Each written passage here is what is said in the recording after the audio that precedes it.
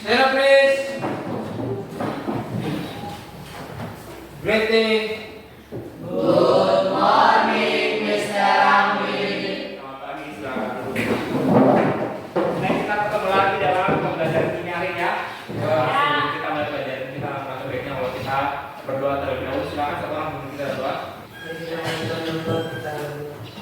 Bersyukur Tuhan buat penyertaan Tuhan, buat kesetiaan yang Engkau berikan kepada kami. Pada kesempatan kali ini kami akan melakukan pelajaran kimia yang kami Tuhan, dan Tuhan memberkati dari awal pertama hingga awal berjalan dengan baik. Terima kasih. Amin. Amin. Baik, terima kasih Gini atas doanya. Kita akan mulai pelajaran kita di pagi hari ini. Tapi sebelumnya saya akan absen terlebih dahulu ya untuk mengecek kehadiran peserta didik. Yang pertama Adi Gabriel Bola, Alfani Liu, Angelis Yokai, Gusti Zakaria, Hadir, Mister.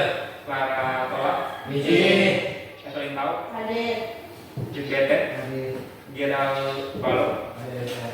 Jiren Korek, Hadir. Jordi Mai, Izin. oh izin ya, Catherine Welkis, Hadir, Mister. dan Putri Lego. Hadir, Mister. Oke, semuanya hadir.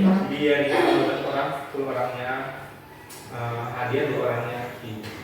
Oke, kita akan mulai pelajaran kita untuk materi hari ini. Tetapi sebelumnya saya ingin cek dulu. Siapa yang kira-kira tuh masih ingat pelajaran di minggu yang lalu? Apa tadi? Sel volta.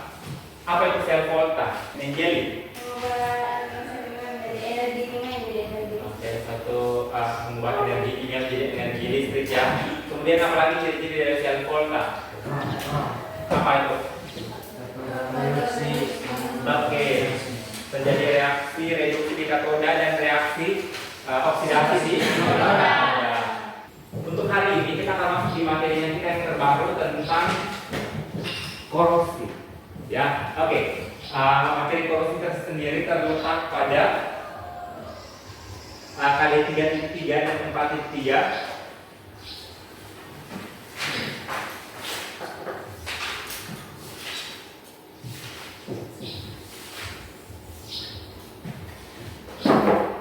Oke, ini kompetensi dasar untuk kalian 3.3 adalah menganalisis faktor-faktor yang mempengaruhi korosi serta cara untuk mengatasinya. Serta untuk kalian 4.3 akan mengajukan gagasan untuk mencegah dan mengatasi terjadinya korosi. Nah, tapi untuk pertemuan kali ini kita akan bagi dua. Pertemuan pertama kita akan melihat tentang faktor-faktor yang mempengaruhi terjadinya korosi. Sedangkan pertemuan kedua baru kita belajar tentang bagaimana sih upaya untuk mencegah yang namanya korosi atau mengatasi terjadinya korosi. Next, tujuan pembelajaran. Untuk tujuan pembelajaran kita, yang pertama setelah mengikuti proses pembelajaran peserta didik diharapkan 1. Menjelaskan proses korosi yang melibatkan reaksi redoks dan faktor-faktor penyebab terjadinya korosi. Kemudian akan mengajukan gagasan untuk mencegah terjadinya korosi. Oke, nah sebelumnya saya akan tampilkan sebuah gambar untuk kalian. Ya, tapi saya akan bagikan dalam kelompok dulu. Ya, kita akan bekerja secara berkelompok. Kelompok yang pertama nanti ada Putri, Iren, dan Gus J. Nanti silakan bentuk kelompok ya. Kelompok kedua ada Evelyn, Frit, dan Angeli. Kelompok kedua itu ada Adi Bola dan Catherine. Kelompok ketiga ada Evelyn, Frit, dan Angeli. Serta kelompok keempat dan Kira. Baik, selanjutnya saya akan berikan LKPD untuk kalian semua. Di LKPD ini akan menuntun kalian dalam mengerjakan atau memahami tentang materi korosi. Oke. Kemudian nanti ada bahan ajar juga. Bahan ajarnya itu bisa kalian akses di tabnya kalian yang ada di kanannya kalian masing-masing sehingga membantu kalian dalam mengerjakan LKPD. Oke. Sudah? LKPD-nya sudah diterima? Siap, sudah. Oke, silakan juga buka modulnya kalian. Serta buku kimia juga silakan dibuka untuk kita sama-sama belajar tentang korosi.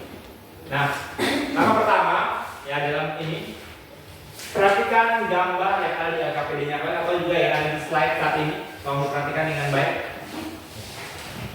Diperhatikan dulu beberapa saat tentang apa sih yang ada di gambar ini. Ada dua gambar ya. Ada gambar sebelumnya di bagian atas, sesudah itu di bagian bawah. Tanya, dia jadi dulu tentang gambar-gambar tersebut. Itu kalau tidak salah gambar yang pertama itu apa itu? Yang listrik. Gambar Kalau yang kedua apa? Pada rumah. Saya akan bacakan cerita singkat tentang kedua gambar tersebut. Oke. Pernahkah kalian memperhatikan logam-logam yang ada di sekitarmu? Pernah. Kira-kira logam yang di sekitarmu apa tadi, Leo? Pagar rumah, apa lagi? Knalpot, apa lagi? Tiang listrik, apa lagi? Ya? Mobil, apa di mobil yang dari besi? Semua mobil kan pakai besi itu. Apa? Bautnya kah? Murnya kah? Atau apa lagi? Ensel pintu dekat ya. Kemudian ini gereja jendela, elek sepeda, apa lagi? Apa? Bahan masak di dapur, dandang. Yes, dan lain-lain. Berarti kalian memang sudah melihat ya tentang jenis logam yang ada di depan kalian sehari-hari ya. Nah, perhatikan dua gambar yang ada pada slide yang ini. Pada slide terdapat dua gambar yang sama-sama mengandung logam besi, yaitu gambar tiang listrik untuk A dan yang B adalah gambar pagar rumah. Di A ini tiang listrik, yang B pagar rumah. Gambar A dan B masing-masing mempunyai dua gambar, yaitu gambar atas dan gambar yang bawah. Ini gambar atas untuk A, gambar atas untuk B, dan ada juga gambar di bawah. Kedua gambar tersebut atas dan bawah sangat jelas memiliki perbedaan. Gambar A adalah gambar tiang listrik yang biasa kita jumpai di sekitar rumah atau di tepi-tepi jalan. Sedangkan yang di bawahnya adalah gambar tiang listrik dalam keadaan berbeda. Kenapa berbeda? Dikarenakan dibiarkan di udara terbuka dan dalam jangka waktu yang sangat lama. Jika tidak diatasi yang pertama, tiang listrik tersebut akan habis. Oke, itu yang pertama ya. Kemudian kita beralih ke gambar yang kedua. Nah, begitupun dengan gambar B atau gambar yang kedua. Bagian atas adalah pagar rumah yang sangat bagus. Ini masih baru ya, baru dipasang. Dan gambar di bawahnya adalah pagar rumah dalam keadaan yang sangat berbeda. Hal ini dikarenakan karena terlalu lama dibiarkan di udara terbuka. Sungguh disayangkan jika pagar rumah kita tiba-tiba keadaannya menjadi berubah. Jika tidak diatasi maka pagar rumah kita akan rusak secara keseluruhan. Sudah? Oke, ini gambarnya. Saya sudah bacakan pernyataannya. Sudah? Sekarang buka LKPD-nya kalian, buka modul ajarnya kalian, buka buku mata pelajaran dan kita masuk ke perumusan masalah dan hipotesis atau pembuatan kesimpulan sementara. Kira-kira dari apa yang sudah kalian lihat, amati, terus yang sudah ilustrasi diberikan, kira-kira apa yang menjadi pokok permasalahannya serta apa kesimpulan awal yang bisa kalian berikan untuk dua kasus tersebut. Silakan.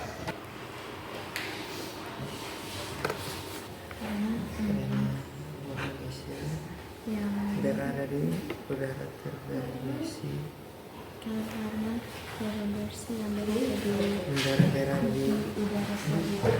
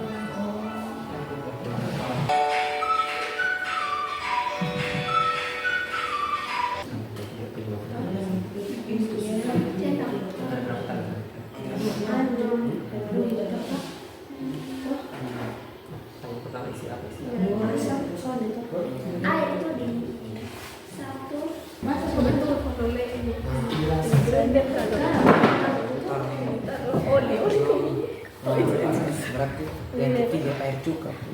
Asam. Dia asam. Tapi kayaknya dia kayaknya aku pengen. Ya tuh makanya dia sedikit. Dia pungkarat tuh sedikit satu. Terus oksigen yang masuk terus sampai terlalu. Dia sudah dia tertutup.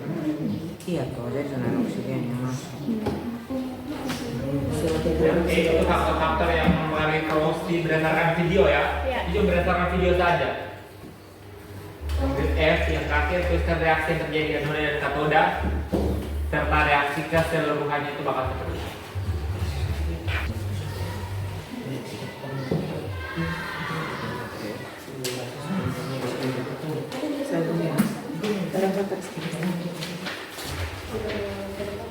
Sebentar lagi kita akan mempresentasikan hasil diskusi yang telah kalian lakukan.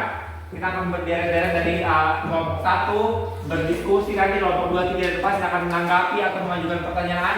Kemudian akan dilanjutkan lagi dari kelompok 2, 3 dan 4.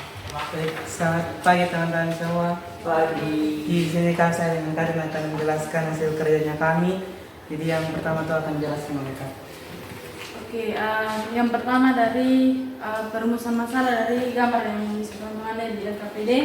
Yang pertama rumusan masalah yang kami buat tuh itu kan mengenai logam besi yang mengalami perkaratan karena dibiarkan terlalu lama di udara terbuka. Karena rumusan masalah yang kami buat tuh mengapa logam besi itu dapat mengalami perkaratan sebagaimana yang digambar teman-teman lihat. Nah, hipotesi yang kami berdua buat tuh perkaratan pada besi terjadi karena logam mengalami oksidasi karena oksigen atau udara di luar. Nah, bisa teman-teman lihat dari wacana yang sebelumnya itu dibilang bahwa dia perlahan dia mengalami perkaratan karena dia dibiarkan lama di udara terbuka di luar. Jadi dari hipotesis itu ke hipotesis kami itu kami menyatakan bahwa dia tuh dia mengalami perkaratan karena dia terlalu lama dibiarkan di udara luar sehingga dia mengalami oksidasi karena O2 atau oksigen. Yang berikut tuliskan reaksi yang terjadi di anoda dan katoda serta reaksi keseluruhan. Kurang lebih sama seperti ini tinggal dikali dengan 2 supaya elektronnya sama, supaya dicoret-coret dan ini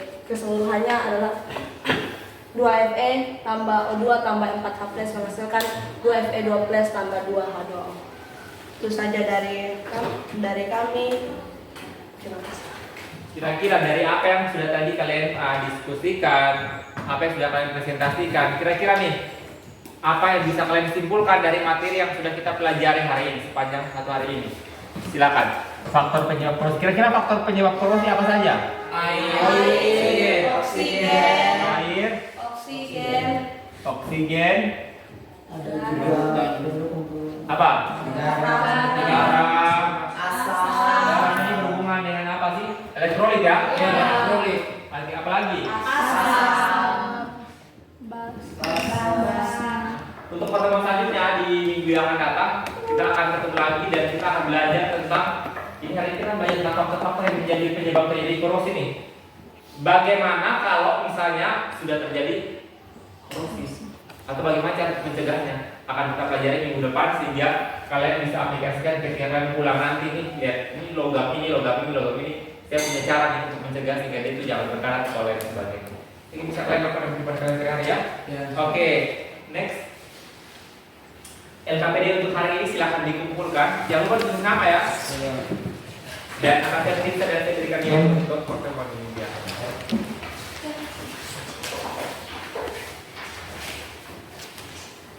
Oke, di tempat mengumpulkan LKPD-nya.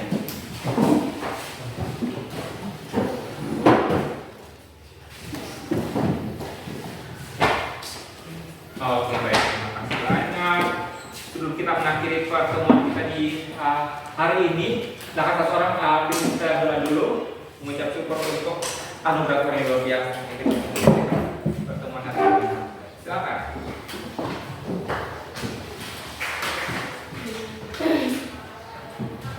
Sebelum kita mengikuti pelajaran itu, kemarin kita menghadapkan Tuhan kepada Bapak. Terima kasih banyak Tuhan, terima kasih untuk kebenaran kami. Karena kami biasa belajar ini, ternyata kami pelajari berkali-kali. Terima kasih Tuhan, dan kepadamu kami berdoa. Amin.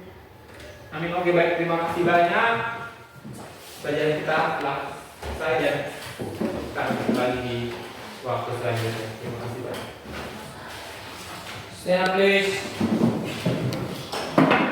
PT